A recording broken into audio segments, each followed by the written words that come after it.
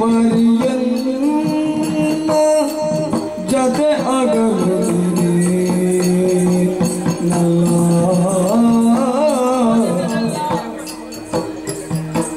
ಕ್ಷಿತಿಜರು ನಿನ್ನ ನಗಲಿ ಜೀವಿತರಂತು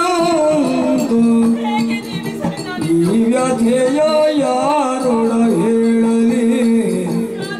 ಪತಿಯೇ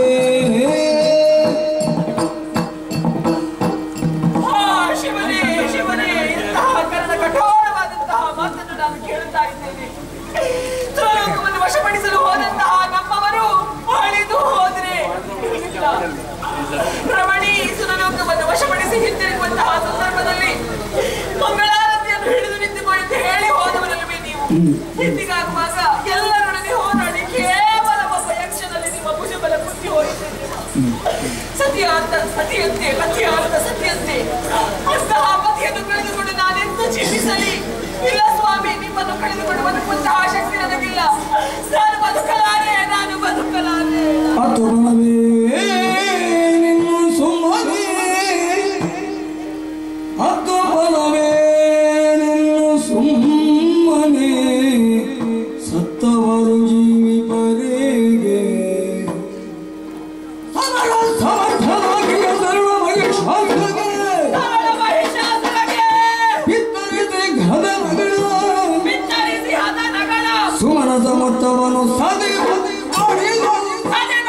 ನಾಲ್ಕ ಮಾರ್ಗದಲ್ಲಿ ವಶಗೈವೆ ಎನ್ನದರೆ ಕರೆದಳ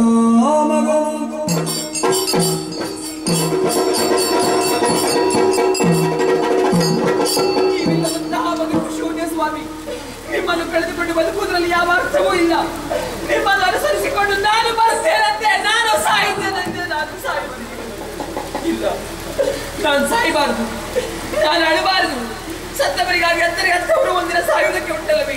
ಮತ್ತು ಫಲವಿನ್ನೇನು ಸುಮ್ಮನೆ ಸತ್ತವರು ಮತ್ತೆ ಜೀವಿಸಿ ಬರುವುದಕ್ಕಾದರೂ ಸಾಧ್ಯ ಉಂಟೆ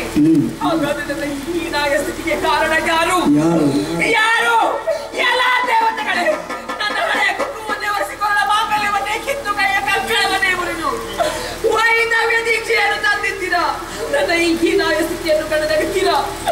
ಇದು ನಿಮ್ಮ ಶಾಶ್ವತವಾದಂತಹ ನಗುವಲ್ಲ ಇದು ನಿಮ್ಮ ಕೊನೆಯ ನಗು ನನ್ನ ಆಳಿತರಕ್ಕೆ ಬೆಳೆದಂತಹ ಮಗ ಮಹೇಶನಿದ್ದಾನೆ ಈ ಹೊತ್ತಿನಲ್ಲಿ ಆತನನ್ನು ಕರೆಯಿಸಿ ನಿಮಗೆ ತಕ್ಕದಾದಂತಹ ಶಾಸ್ತಿಯನ್ನು ಮಾಡಿಸದೆ ಹೋದಲ್ಲಿ ನನ್ನ ಹೆಸರು ಮಾಲಿನಿ ಅಲ್ಲ ಮಗ ಮಹೇಶನನ್ನು ಕರೆಯುತ್ತೇನಂತೆ ಮಗನೇ